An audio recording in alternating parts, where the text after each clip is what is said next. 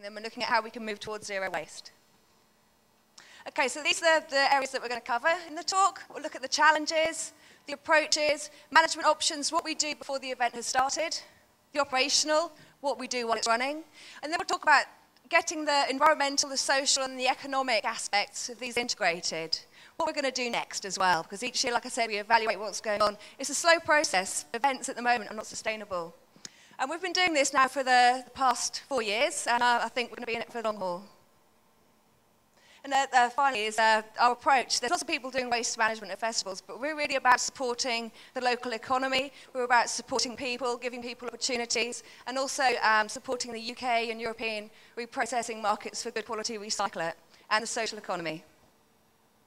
So what's the challenge? The events we work at, there's between 35,000 to 160,000 people, all converge into a farmer's field for about 7 days of music. Now, the setup takes longer, the takedown takes longer. But what we're really interested in is that those 7 days where we have all of those people.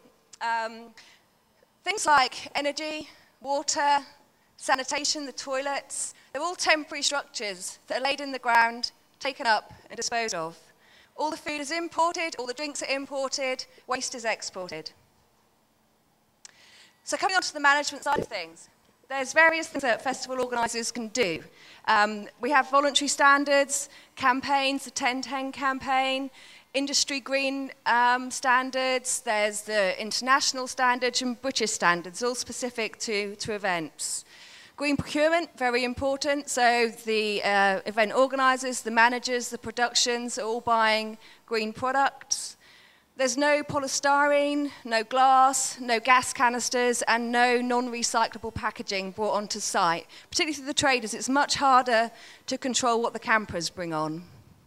We bulk purchase biodegradable food packaging, so all the traders, everything that is sold on the festival site is sold in biodegradable packaging.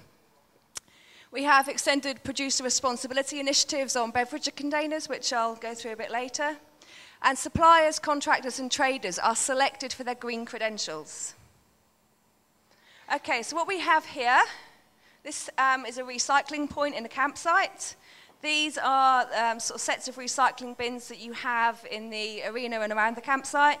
And this is one of our green messengers. They spread the good word. It's all about fun, you know. We've got to engage people. It's got to be interesting.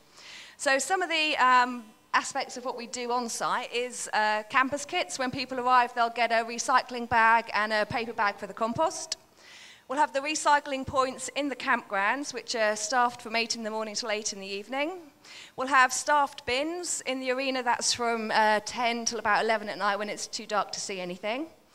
We'll have initiatives where we will swap a bin bag of empty cans for a beer token. So you get rewarded with fresh beer for your old beer. Green messengers, they'll spread the word, they'll talk about the initiatives to the different, to the campers, to people in the arena. And they'll also do some of the litter picking. We have little green buggies. There was a picture of one on the front slide, which go around with trailers and do sort of a tent-to-tent collection of recyclables in the morning. And we also collect vegetable oil from the traders, which is made into biodiesel to run the generators the following year. Deposit schemes, these have worked really well. This here is a very durable plastic cup, has a £2 deposit, and they're reused. You don't get lots of cups on the floor at festivals where they use these.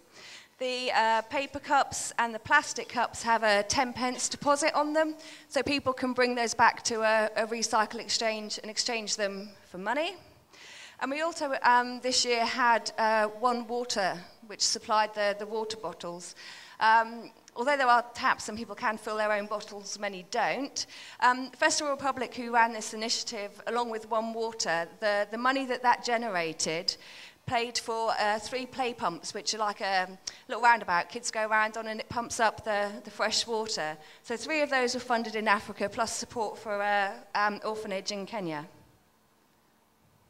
Another aspect of audience participation, this is the Can You Kick It? If you like football, if you're good at getting a goal, you basically bring cans again, take a shot at the goal. If you get a goal, you are then entered into a competition where you could win 2 tickets for the next year's festival. And again, this is the recycle exchange I was talking about, where you can exchange a bag of cans for a beer token. Leave No Trace campaign. It's a marketing campaign aimed at the audience to encourage them not to litter, to look after their campsite, and just generally be respectful of the environment which they're in. And this was the Big Chill. It's a 17th century deer park in a really beautiful part of England. There's a really small bicycle. You can't really see it, but if you cycle that at night, the LEDs light up and it says "Leave no trace" reflected in the water. So it's all very pretty. Aluminium cans. We get all these cans back, so what do we do with them? If you don't do anything with them, they take up a lot of space. So what we have here is a can flattener and sorter. So they go into a hopper, they get sorted into steel and aluminium, and they're flattened.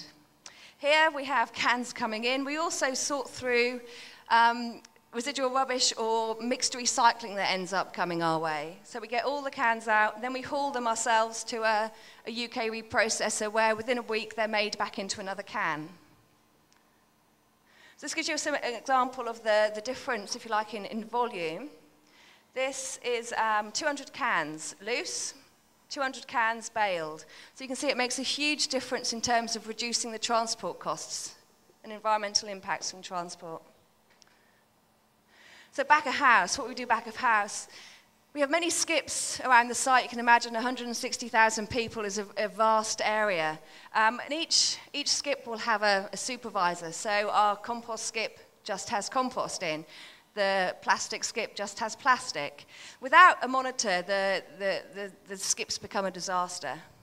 We also sort through residual waste. So there'll be residual bins scattered throughout the festival along with the recycling. All of those will come back of house and they'll be sorted by, I guess, what are our equivalent of waste pickers, but these guys are volunteers. Okay, we worked this year with the Philippine Community Foundation. These are UK volunteers. The Philippine Community Foundation makes products out of the ring pools. I've got a bracelet down there I'm quite happy to show you. It's a great initiative. They'll make bags, purses, and the women that make these products in the Philippines, the money from those products goes to repairing homes, it goes to education for their children, and into healthcare. You can see these are all UK volunteers. So over, I think it was 6 days, they were pulling the ring pools off. About 47,000 cans went through their hands, and they got the ring pools from that, which is about 13 kilos. We had some good media coverage. So the BBC were with us this year, Country File, which is quite an agricultural program. They followed us around the festival to see what we were doing. Very interested in cans and machines. This is John Craven, who, if you're from England, is very famous and used to do a children's news program when I was very little. After the event, it's awful, awful, awful. This is when the festival goers have gone home. There's nobody left, but they've left their tents, they've left their camping gear, they've left sleeping bags, they've left their clothes, they've left food, and they've left beer. Just gone and left this. So we have about 200 volunteers that will work purely on the salvage, getting blankets, sleeping bags, tents, all ready for reuse. And they'll do this probably for about 4 or 5 days. We have various markets where the products go. The food goes to homeless, Salvation Army, along with sleeping bags and so on. This year, just as the festival season was coming to a close, the floods in Pakistan happened. So we worked with the Pakistan Flood Appeal to salvage very large tents, sleeping bags, blankets, and all of these went straight to Heathrow Airport, where Pakistan Airways flew them straight out to where they were needed. Volunteer power. Without volunteers, none of this could happen. It doesn't happen with a waste management company. We have people that come to us that have special needs. We have homeless people volunteering for us, long-term unemployed, young people not in education or training. But on the other side, we also have students. We have master's students. We've had PhD students that are studying zero waste, studying marketing, audience participation, and so on.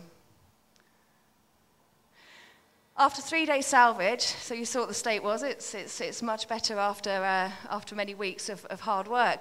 However, after one festival this year, after all the salvage, 168 tons of tents still went to landfill. Which is really, really bad. So what we're going to do for 2011, well, we're setting up a cooperative for salvage, so we'll be deconstructing tents to get reusable fabric that can be made into new products. We're going to be increasing the number of events we do, and we've also been asked to do some events with some certain drinks companies. We are going to be trialling some new bin systems, because a lot of the bins that you saw have plastic bags in, so you can change the bins frequently. We'll be looking at a bagless system so we can reduce that waste. We're going to be doubling our recycling points in the campground so we can get more waste recycled. We're also going to try effective microorganisms in composting toilets, and we're going to have what we're calling a SMRF, a mobile sustainable material recovery facility. So a machine that can get a greater throughput and a conveyor for sorting the residual, just to make the working conditions a bit better. So thank you. And just to finish off, last year's salvage became this year's compost toilet.